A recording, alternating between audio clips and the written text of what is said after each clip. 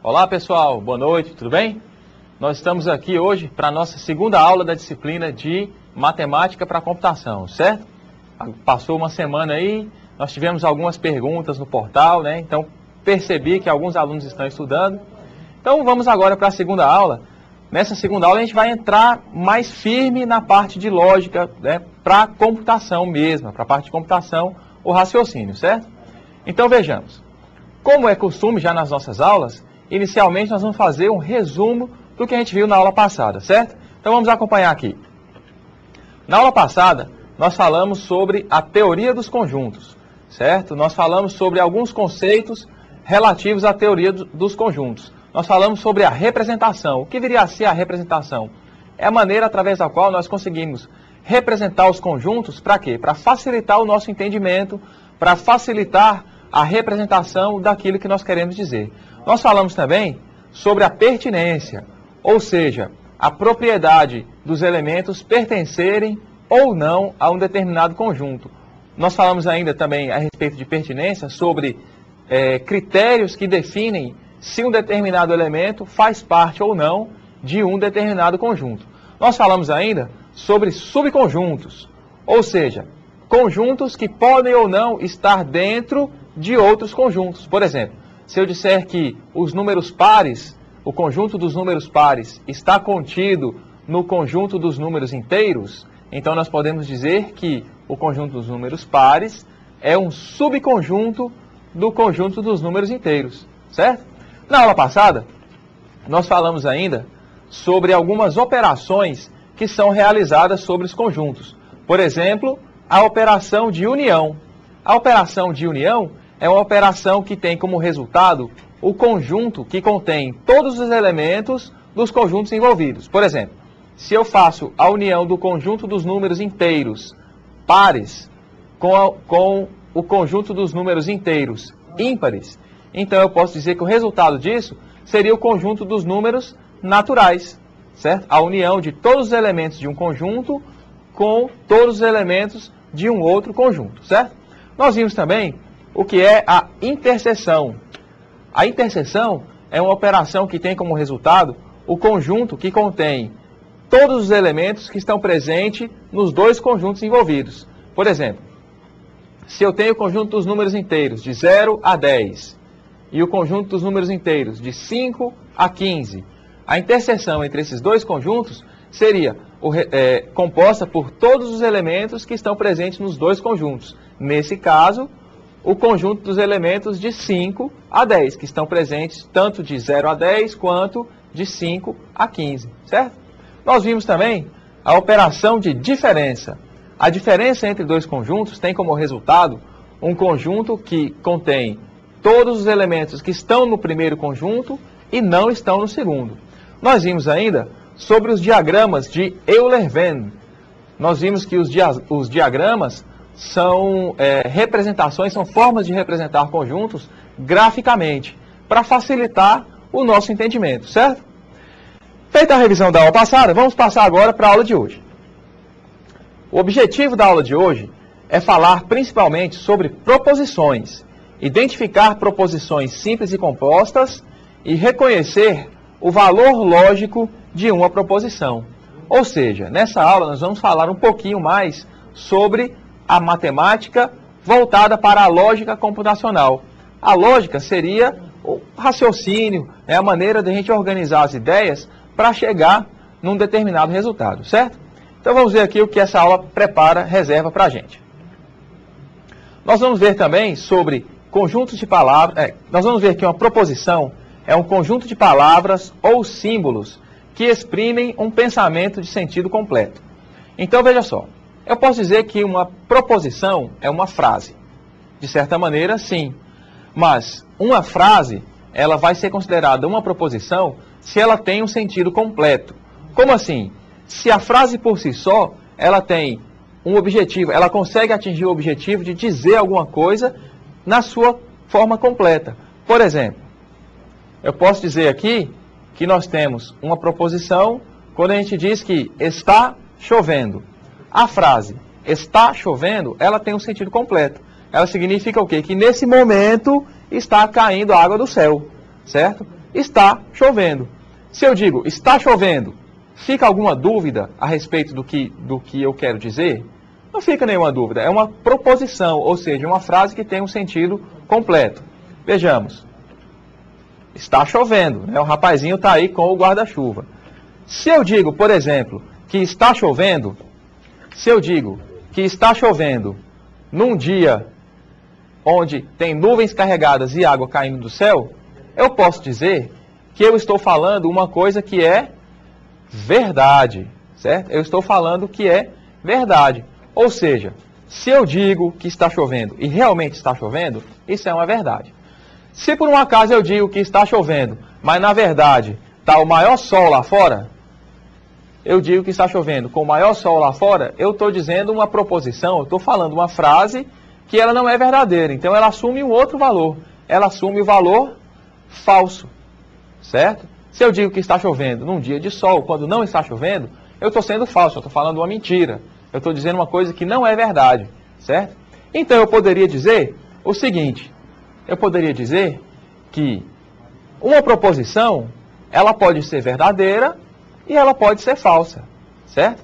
Se ela pode ser verdadeira e ela pode ser falsa, eu posso dizer que ela assume dois valores diferentes, certo? Então vamos acompanhar aqui.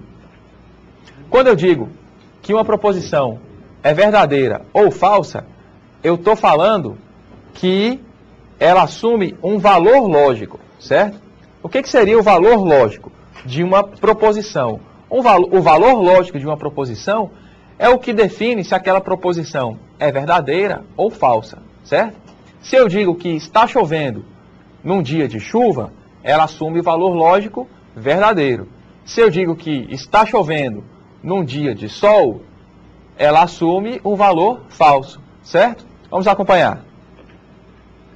O valor lógico de uma proposição pode ser verdadeiro ou falso. Ela pode assumir dois valores. Quando uma proposição ela é verdadeira, a gente costuma associar o seu valor lógico com o número 1 ou a letra V, certo? V de verdadeiro, ou o número 1 como sendo um valor booleano de verdadeiro. Se por um acaso uma proposição for falsa, a gente costuma representar o seu valor lógico pelo número 0 ou pela letra F, certo? Então, se for verdade, V. Se for falso, F. Se for verdade, 1. Se for falso, 0, certo? Dessa maneira, a gente consegue representar o valor lógico de uma proposição, certo? Uma proposição, ela pode assumir ainda, além de verdade ou mentira, ou verdadeiro, falso, ou 0 e 1, ela pode ter outras características. Por exemplo, uma proposição ela pode ser simples ou ela pode ser composta. Vamos ver aqui. Uma proposição ela é simples quando ela diz apenas uma única coisa. Por exemplo, hoje é quinta-feira. Então, quantas informações estão presentes na frase hoje é quinta-feira? Apenas uma. Essa proposição ela diz apenas uma coisa. Hoje é quinta-feira. Ponto final. Um outro exemplo de proposição simples. Meu nome é Carlos. Bom, meu nome é Carlos. Acabou por aí. Se a proposição ela tem apenas essas palavras, então ela diz apenas uma coisa. Ela tem uma frase com um sentido, com um significado e um valor só. Nesse caso, o valor lógico dessa proposição é verdadeiro, porque realmente eu me chamo Carlos e realmente hoje é quinta-feira. Então essas duas proposições são proposições simples, certo? Vamos ver se tem mais algum exemplo aqui pra gente. Palmas é a capital do Tocantins. Esse também é um exemplo de proposição simples. Eu estou dizendo que uma cidade é a capital de um estado, certo? Não estou dizendo nada mais além disso. Então esse é um exemplo de proposição simples. Captaram? Beleza. Existe outro tipo de proposição que é chamado de proposição composta. As proposições compostas, elas são compostas, elas são formadas por duas ou mais proposições simples. Por exemplo, vamos acompanhar aqui. Se hoje é quinta-feira, então haverá aula de matemática para computação. Ora, vejam, se hoje é quinta, então haverá aula de matemática para computação. São duas informações aí. Primeiro, hoje é quinta. Segundo, haverá aula de matemática para computação. Então eu posso dizer que essa é uma proposição composta, ou seja, tem duas proposições, nesse caso tem duas proposições simples. Eu poderia dizer que uma proposição composta pode ter mais de duas proposições simples? Com certeza. Por exemplo, hoje é quinta-feira, então hoje terá aula de matemática para computação, então hoje tem aula com o professor Carlos Henrique. Então seriam três proposições simples para formar uma proposição composta, certo? Vamos ver aqui uma maneira, um outro exemplo de proposição composta. Chocolate é bom e não faz mal, certo? Aqui nós temos duas proposições. Chocolate é bom e chocolate não faz mal. Ou seja, duas proposições agrupadas, duas proposições simples agrupadas em uma proposição composta, certo? Então vamos ver aqui mais para frente. Existem maneiras diferentes para você indicar se uma representação, se uma proposição é simples ou composta, certo? Então, como eu posso saber se uma proposição é simples ou composta? Em geral, os livros de lógica para computação, os livros de lógica de raciocínio lógico, eles usam notações diferentes, maneiras diferentes para representar coisas diferentes. Para quê? Para não permitir dupla interpretação, certo? A gente comentou na aula passada que a matemática é muito importante para a computação porque ela reflete frases, ela consegue exprimir informações sem duplo sentido. Por exemplo, 2 mais 2 igual a 4. Isso poderia ser uma proposição, certo? Essa proposição, ela pode assumir um valor verdadeiro, um valor lógico, verdadeiro ou falso. Se isso é verdadeiro, não tem dupla interpretação, certo? Então, quando eu quero representar, como eu posso diferenciar uma proposição simples de uma proposição composta, certo? Vamos ver aqui. Em geral, proposições simples são representadas através de letras minúsculas. Por exemplo, eu estou usando, nesse caso aqui, a letra P para representar a proposição peixes nadam. Eu estou dizendo que peixes nadam, certo? Então, eu estou usando a letra P minúscula para representar essa proposição para facilitar o nosso estudo. Vamos supor que você tem uma proposição que seja muito grande, uma frase muito grande. Então, toda vez que você quiser trabalhar o raciocínio lógico baseado nessa proposição, você vai ter que escrever toda essa frase. Toda vez você vai ter que escrever peixes nadam. Isso torna o nosso trabalho um pouco mais cansativo, certo? Então, para isso, para facilitar o trabalho com as proposições, a gente usa as chamadas letras sentenciais. O P, nesse caso, pode ser chamado de uma letra sentencial. Uma letra sentencial, ela é usada para representar uma proposição, certo? Então, vamos ver aqui. Proposições compostas, em geral, são representadas através de letras maiúsculas. Por exemplo, nesse caso aqui, a letra P está sendo usada para representar essa proposição, que diz que peixes nadam e respiram. Então, veja só, quando temos proposições compostas como essa, peixes nadam, peixes respiram, duas proposições simples formando uma proposição composta, nós usamos letras maiúsculas. Então, a letra sentencial usada para representar uma proposição composta é usado, para representar uma proposição composta, a gente usa uma letra maiúscula, certo? Então, vamos seguir. Para representar o valor lógico de uma proposição, nós podemos usar aí algumas alternativas. Por exemplo, para dizer que nós estamos falando do valor lógico de uma proposição, nós podemos usar a letra V, certo?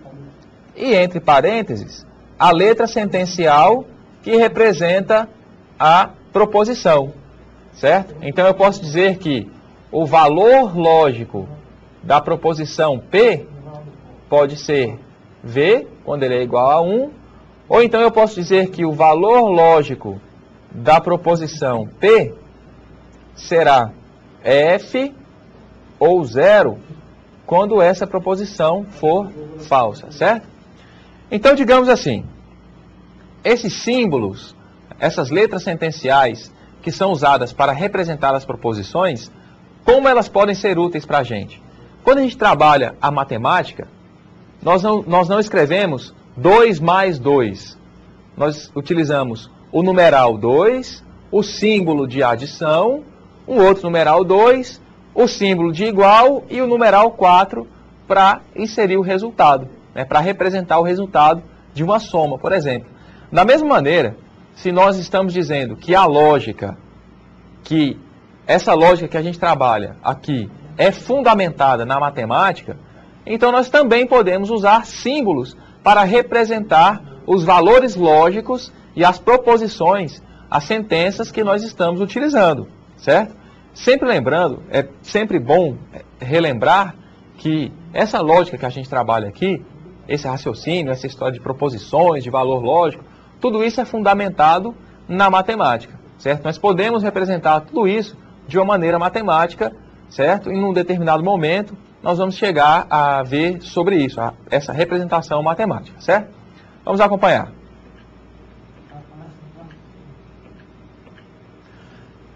Existem ainda sentenças que não são proposições, certo? Então, nem toda frase que a gente encontra por aí, a gente pode considerar uma proposição, certo? Uma proposição é uma frase que diz alguma coisa e tem um único sentido, e esse sentido é expresso completamente. Numa proposição, o sentido da frase é expresso completamente, certo? Agora, existem frases que não exprimem um conteúdo completo. Por exemplo, vamos ver aqui a seguinte frase: mundo velho sem porteira. Essa frase, ela tem algum conteúdo? Ela diz alguma coisa? Certo? Não diz muita coisa.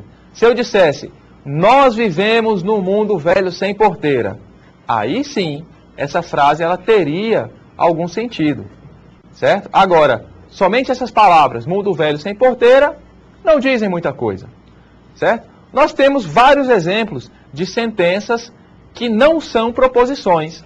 Vamos ver mais aqui um outro exemplo, certo? Então vamos ver aqui. Eu tenho essa sentença aqui, certo? Que diz, ele é o melhor.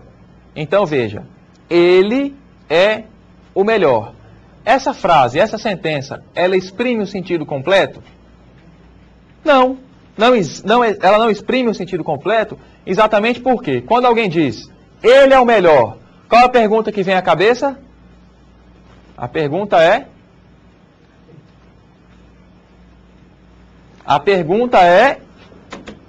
ele quem? Quem é o melhor? Eu digo, ele é o melhor. Ele quem? Certo? Então, essa frase, ele é o melhor, ela não, por si só, ela não tem um sentido completo. Certo? Ela não tem um sentido completo. Ela só vai exprimir o sentido completo se eu disser quem é o melhor. Se eu disser que Schumacher é o melhor, que Rubinho é o melhor, ou que o Flamengo é o melhor, então já tem um sentido. Já melhorou a situação. Quando eu digo Flamengo é o melhor, melhorou a situação. Certo? Então vejamos. Sentenças nem sempre são proposições na sua forma completa. Certo? Nós temos que tomar cuidado quando estivermos estudando para a lógica, para que, no momento de fazer os exercícios, nós não iremos confundir sentenças que não são proposições com proposições que podem nos ajudar nos nossos exercícios, certo? Então vamos lá. As proposições, elas devem assumir algumas propriedades, certo? Que tipo de propriedades? Por exemplo, a propriedade da não contradição. O que seria uma contradição? Vamos acompanhar aqui. Uma contradição, o princípio da não contradição diz que uma proposição não pode ser verdadeira e falsa ao mesmo tempo, certo?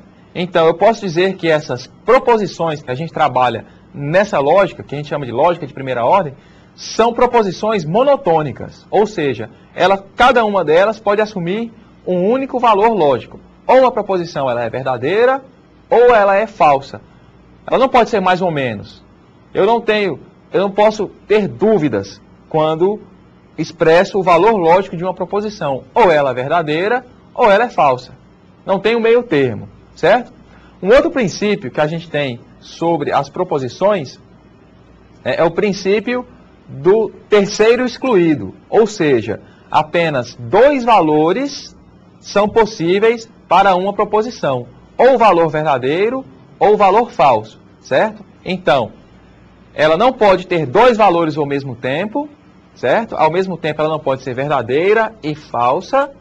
E, além disso, ela só pode ser verdadeira ou falsa. Ela não pode ser, mesmo que ela tenha apenas um valor lógico, esse valor lógico não pode ser diferente de verdadeiro ou falso, certo? Na lógica, nessa lógica que a gente trabalha aqui, nessa lógica matemática, eu não posso achar que uma proposição é verdadeira ou achar que ela é falsa. Eu vou afirmar, ela é verdadeira, ou eu vou afirmar que ela é falsa, certo? Então, se chama os princípios da não contradição, dela não poder assumir mais de um valor ao mesmo tempo, e o princípio do terceiro excluído, que o valor que ela vai assumir só pode ser de duas opções, só tem duas opções de valor, verdadeiro ou falso, certo? Continuando.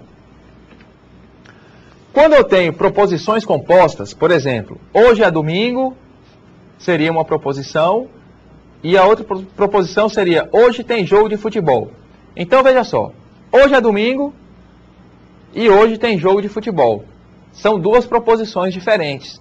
Agora, vamos supor que hoje seja domingo e hoje também tem jogo de futebol, certo? Então, como ficaria essa proposição? Ela ficaria da seguinte maneira. Hoje é domingo e hoje tem jogo de futebol, certo? Ou seja, essas duas proposições, elas foram agrupadas para formar uma única proposição. Como a gente consegue fazer isso? Como uma proposição pode se juntar com a outra? Dentro da frase, no português, é muito simples, certo? No contexto da lógica, para juntar duas proposições, a gente usa um elemento chamado de conectivo, certo? Então, o conectivo, nesse caso aqui, seria o termo e, certo? Hoje é domingo e hoje tem jogo de futebol. Então, o e, nesse caso aí, representa um conectivo lógico, ou seja, ele é um elemento que permite conectar duas proposições diferentes, certo? Vamos ver aqui quais são os tipos de conectivos que a gente entende, que a gente pode utilizar. Nós temos o conectivo da conjunção, certo? A conjunção, ela é representada por esse símbolo aqui, ó. Esse símbolo aqui representa a conjunção, certo? Que seria como se fosse um sinal de circunflexo, só que no meio da frase, não ficando lá em cima, certo? A conjunção é o exemplo que a gente viu no slide anterior. Hoje é domingo e hoje tem jogo de futebol, certo? A conjunção, ela assume que duas proposições estão juntas, certo? Só vai ser verdadeiro quando hoje for domingo e hoje tiver jogo de futebol. Como que a gente representa isso? Vamos acompanhar aqui. Usando o conectivo de conjunção, nós podemos ter duas proposições simples formando uma proposição composta, certo? Nós podemos usar aqui duas letras sentenciais para representar proposições diferentes, certo? E o símbolo de conjunção. Quando a gente encontrar isso aqui, esse tipo de expressão, a gente vai ler como P e Q. Então vamos supor que hoje é domingo seria P. Hoje tem jogo de futebol seria Q. Quando eu digo hoje tem domingo, hoje é domingo e hoje tem jogo de futebol, então eu tenho P e Q. São duas proposições simples formando uma proposição composta, certo? Então vejamos. Duas proposições simples formando uma proposição composta, certo? O valor lógico de uma proposição composta, ele depende do valor lógico das proposições simples que a compõem, certo? Então vejamos, eu digo que hoje é domingo e hoje tem jogo de futebol. Se hoje, na verdade, é quinta-feira, eu posso dizer que hoje é domingo e hoje tem jogo de futebol? Não, porque hoje é domingo é uma proposição que tem o valor lógico falso, certo? Então, no caso da conjunção, vejamos aqui, no caso da conjunção, certo? Onde eu digo que hoje é domingo e hoje tem jogo de futebol, essas duas proposições formam, né, essa sentença aqui. Hoje é domingo e hoje tem jogo de futebol, certo? Nesse caso, o valor lógico de uma proposição composta, onde o conectivo é a conjunção, vai ser verdadeiro somente quando as duas proposições são verdadeiras. Ou seja, quando eu tenho duas proposições simples ligadas pelo conectivo lógico e essa proposição composta só vai ser verdadeira quando as duas forem verdadeiras, certo? Então vamos acompanhar aqui como que a gente forma esse valor lógico. Então, digamos, nós temos aqui a proposição hoje é domingo e hoje tem jogo de futebol. Então nós temos aí 4 valores possíveis para a primeira proposição e 4 valores possíveis para a segunda proposição. Combinando esses valores, o que a gente vai ter? Se hoje é domingo e hoje tem jogo de futebol, a proposição composta, ela vai assumir o valor verdadeiro. Se hoje é domingo, mas hoje não tem jogo de futebol, então ela vai ser falsa. Se hoje não é domingo e hoje tem jogo de futebol, ela vai ser falsa também, porque uma delas é falsa. Se hoje não é domingo e hoje também não tem jogo de futebol, então a proposição H e J, ou hoje é domingo e hoje tem jogo de futebol, vai assumir um valor falso, certo? Então, a gente tem toda uma metodologia matemática para demonstrar o resultado das operações lógicas que a gente exprime aqui, certo? Mas, de maneira mais simples, eu posso dizer para vocês que na conjunção, quando você tem o conectivo lógico e, o resultado só vai ser verdadeiro quando as duas proposições forem verdadeiras. É importante lembrar disso para a resolução dos exercícios, certo? Então vejamos aqui. Nós temos ainda um outro tipo de conectivo, que seria o conectivo de disjunção, certo? Quando você tem o conectivo de disjunção, significa que uma proposição ou a outra podem ser verdadeiras para formar um valor verdadeiro, certo? Então eu digo assim, hoje eu vou para casa ou eu vou para a escola, certo? Então eu tenho 2 caminhos a seguir, ou para casa ou para a escola. Qualquer um dos dois que eu seguir, qualquer um dos 2 caminhos que eu seguir, isso vai estar representado dentro da proposição, certo? O símbolo que representa a conjunção é esse símbolo aqui, ó, como se fosse o sinal do acento circunflexo de cabeça para baixo. Toda vez que você encontrar esse símbolo conectando 2 letras sentenciais que representam proposições, a gente vai ler da forma T ou Q, certo? O valor lógico de uma disjunção vai ser verdadeiro quando uma das 2 proposições for verdadeira. Ou seja, eu disse, ou eu vou para casa, ou eu vou para a escola. Se eu for para casa, beleza. Se eu for para a escola, beleza. Se eu for tanto para casa e depois para a escola, beleza. Agora, se eu digo que ou eu vou para casa, ou eu vou para a escola e eu vou para o boteco, então é falso, certo? Então, quando eu digo ou eu vou para casa, ou eu vou para a escola, para eu não ser mentiroso, ou eu vou para as 2, ou eu vou para uma, ou eu vou para outra. Se eu digo que ou para casa ou para a escola e vou para o boteco, eu estou mentindo, certo? Então, se uma das 2 proposições for verdadeira, o valor lógico de uma disjunção, de uma proposição composta, onde existe uma disjunção, vai ser verdadeiro, certo? Vamos acompanhar aqui a formação desses valores.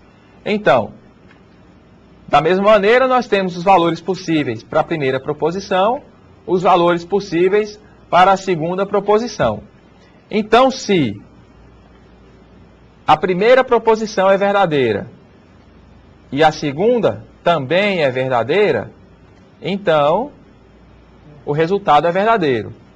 Se a primeira é verdadeira e a segunda é falsa, não tem problema, porque tanto faz ou uma ou a outra ser verdadeira para que o resultado seja verdade.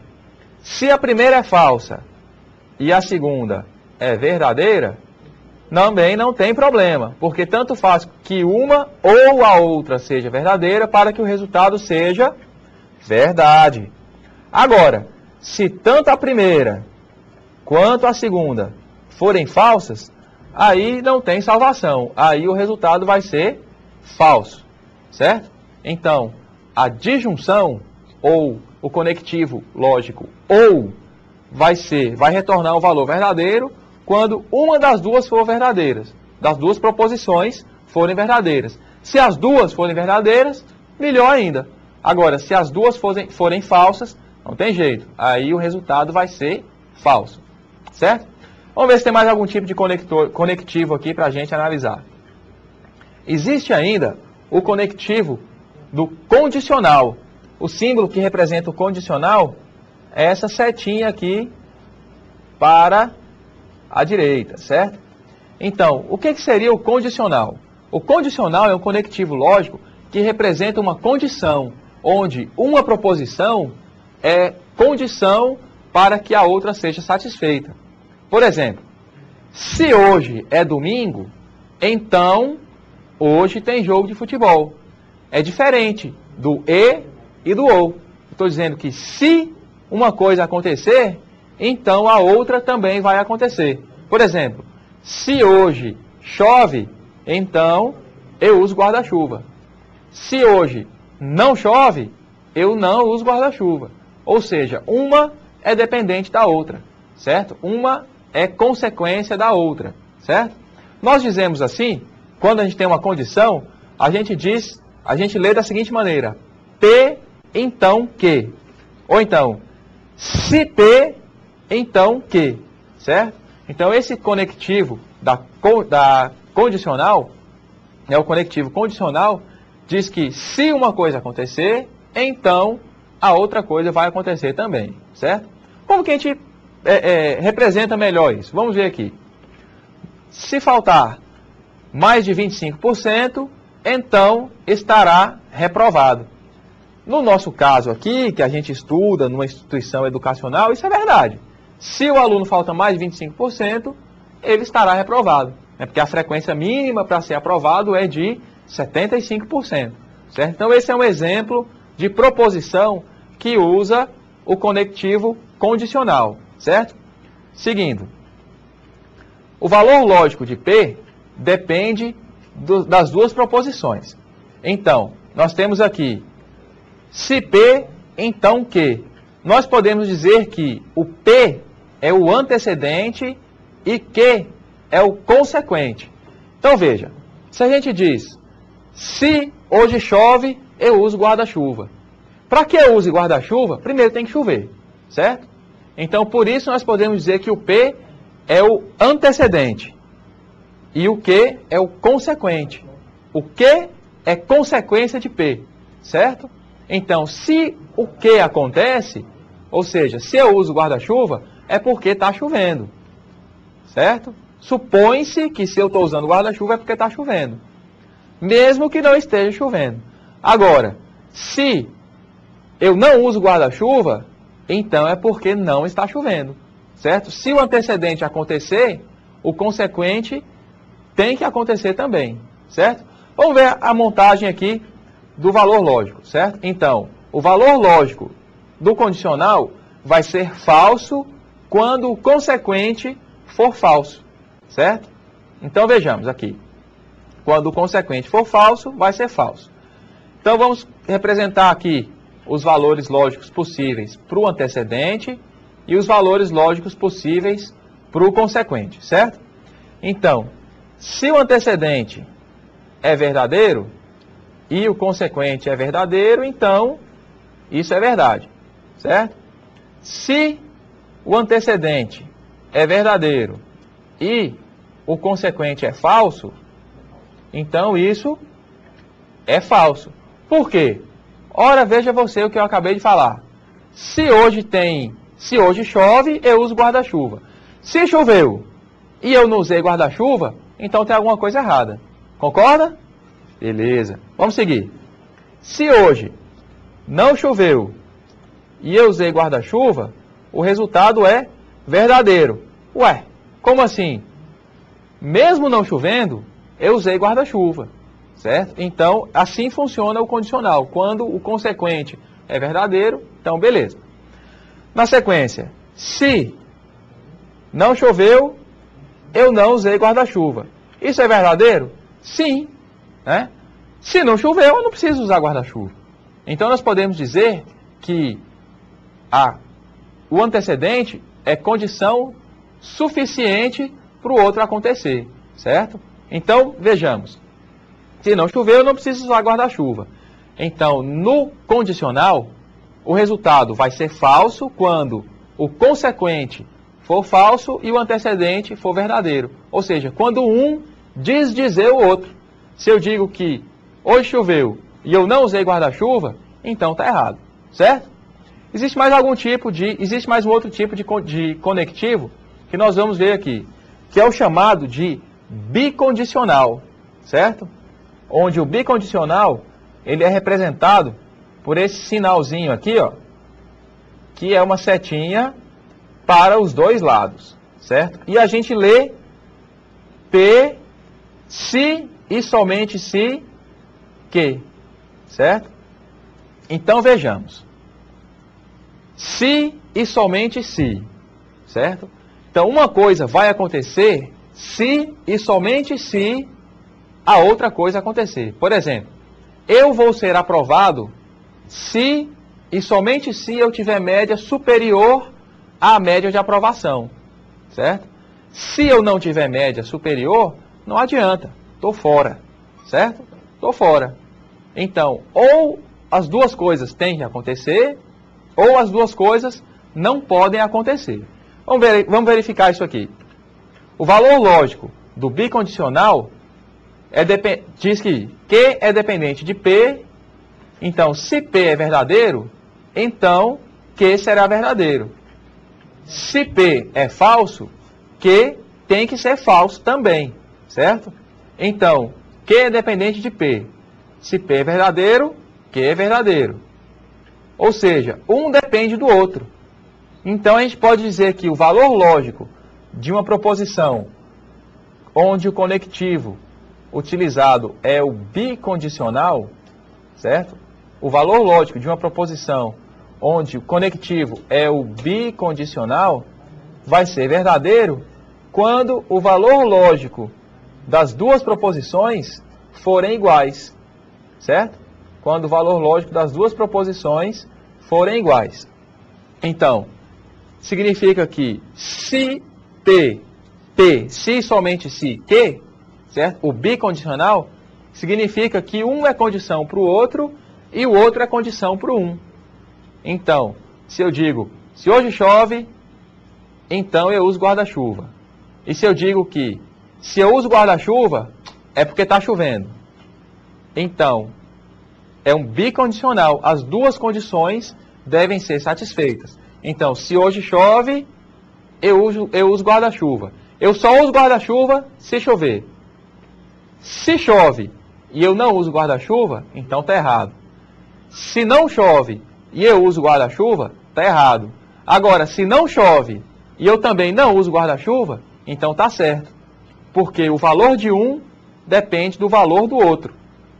Nas duas direções. Por isso que a gente chama de bicondicional. Certo? O bicondicional diz que um depende do outro, o primeiro depende do segundo e o segundo depende do primeiro. Ou seja, nesse caso, tanto o antecedente quanto o consequente têm o mesmo papel. Se a gente analisar um sentido do bicondicional, então P é antecedente de Q.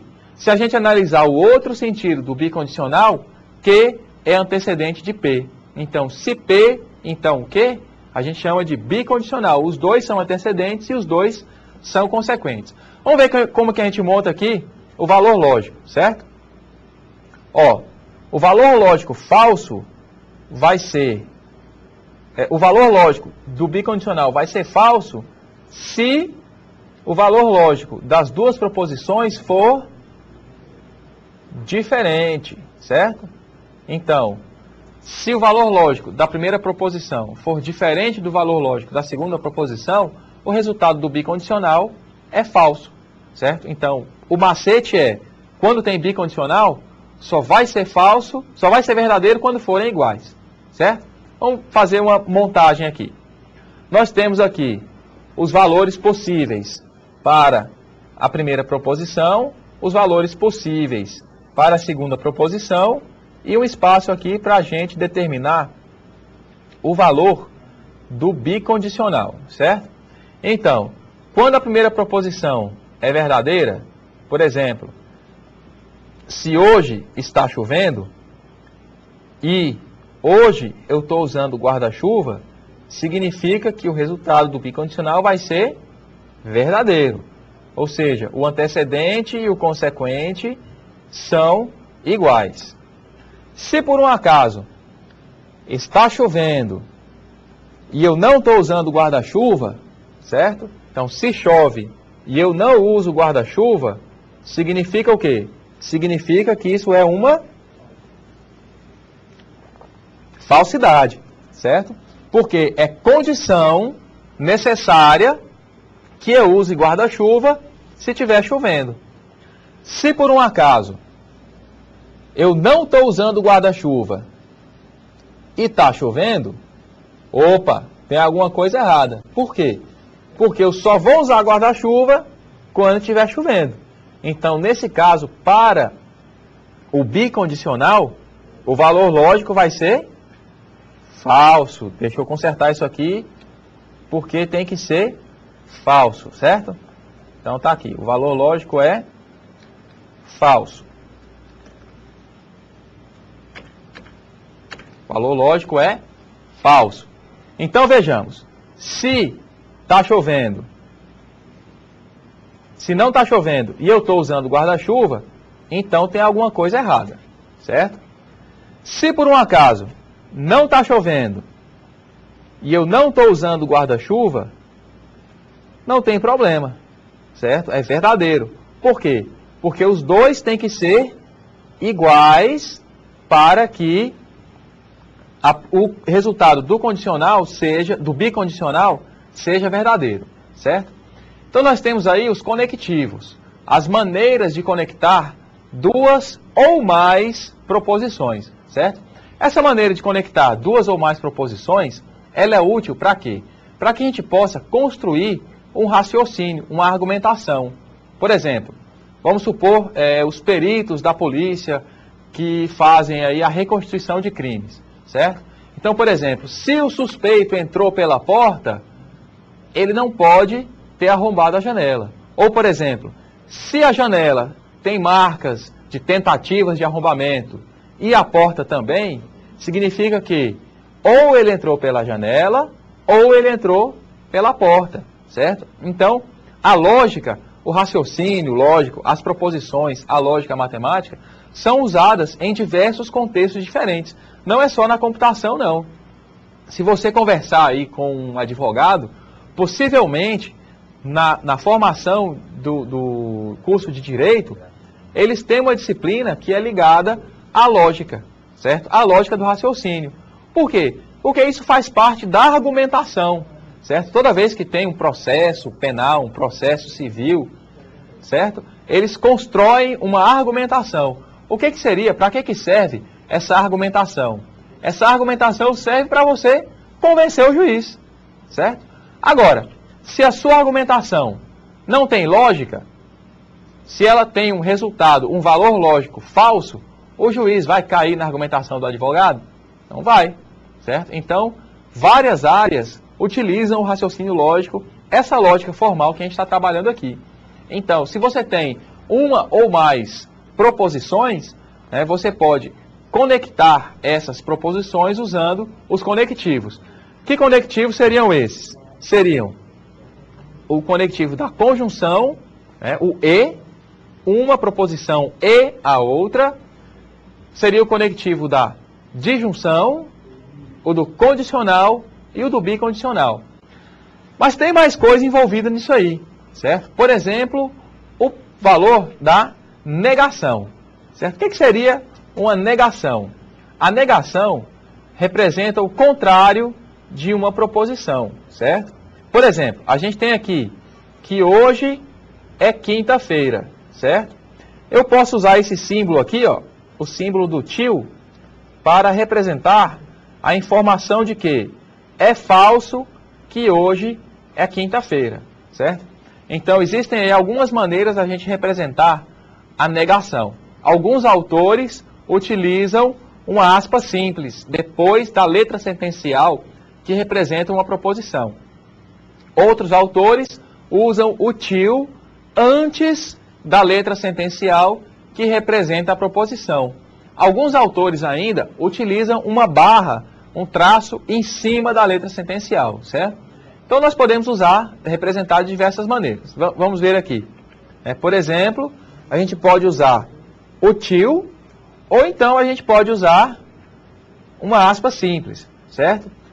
Na nossa apostila tem a aspa simples, certo? Mas se você encontrar em algum material, em algum livro, ou em algum próprio exercício que nós vamos passar para vocês no portal, ou em algum material didático que a gente disponibilize, o tio antes da letra sentencial, então significa a negação, certo? Então, a negação diz é a contradição de uma proposição, certo? Vamos acompanhar aqui. Por exemplo, eu tenho o valor, uma letra sentencial, que representa uma proposição, por exemplo, a proposição hoje é quinta-feira, que pode assumir dois valores, o valor verdadeiro e o valor falso, certo? Pode ter o valor verdadeiro ou o valor falso. Então, quando a proposição hoje é quinta-feira tem valor verdadeiro, a sua negação tem valor falso. Quando a proposição hoje é quinta-feira é falsa, a sua negação tem valor lógico verdadeiro, certo? Então, para a gente determinar o valor da negação de uma proposição, é só inverter o seu valor lógico. Quando a proposição simples ou composta tem valor lógico verdadeiro, a sua negação vai ter valor falso. Quando a proposição simples ou composta tiver valor falso, a sua negação tem o valor verdadeiro, certo? Então, essa é a negação. Vamos acompanhar aqui. Vamos fazer algumas considerações a respeito do estudo da lógica, do estudo da matemática para a computação. Você pode estar se perguntando, a essa altura, você pode estar se perguntando, para que a gente estuda isso, certo? Como eu falei na primeira aula, o estudo da matemática para a computação, ele ajuda a compor o raciocínio lógico que a gente vai utilizar para resolver problemas. Por exemplo, nas disciplinas de algoritmos, de programação, certo? Você vai estar o tempo inteiro executando, os programas que você escrever estarão executando um raciocínio que você teve para resolver um determinado problema, certo? Então, um programa é a implementação de um algoritmo, que é uma sequência de passos organizados para você resolver um determinado problema, cumprir uma determinada tarefa. Ou seja, o algoritmo é uma maneira de você representar o raciocínio lógico, certo? Quando você trabalha o raciocínio lógico, você está trabalhando a cabeça do profissional que vai estar trabalhando o seu raciocínio para resolver problemas. Que tipo de problemas? Quaisquer problemas que ele tiver que resolver, certo? Nós estamos falando aqui sobre a argumentação, certo? Nós estamos falando sobre a argumentação. Não só no momento de escrever programas, por exemplo, o raciocínio lógico ele vai ser útil, né? Na hora de você fazer uma argumentação. Por exemplo, você trabalha numa equipe de programadores, certo? Você trabalha numa equipe de programadores e a sua equipe foi contratada para desenvolver um programa, criar uma solução para um determinado problema empresarial, por exemplo. Então, vocês têm que construir um raciocínio para resolver um problema. A gente sabe que pessoas pensam de maneiras diferentes, raciocinam de maneiras diferentes, certo? Pessoas entendem a lógica de maneiras diferentes. Inclusive, muitas pessoas têm raciocínios totalmente diferentes umas das outras. Apesar de, nesse caso da equipe de programadores, eles estarem engajados para a resolução do mesmo problema. Então vejamos, um programador sugere uma solução, um outro programador sugere uma solução logicamente diferente da primeira. Uma das duas pode estar errada, as duas podem estar erradas, ou ainda as duas podem estar certas. Só que essa equipe vai fazer um único projeto, vai trabalhar no único projeto. Então, um mesmo programa dificilmente vai poder conter duas lógicas de raciocínio diferentes. Ou seja, teria que escolher um caminho para seguir. Aí, dentro da equipe, eles vão fazer uma reunião e cada um dos programadores que teve uma ideia diferente vai preparar uma argumentação para apresentar o seu raciocínio. O outro programador também vai preparar uma argumentação para representar o seu raciocínio. Essas argumentações, elas vão ser compostas por proposições, certo? Essas proposições, elas podem assumir valores lógicos. Por exemplo, o valor lógico verdadeiro ou o valor lógico falso.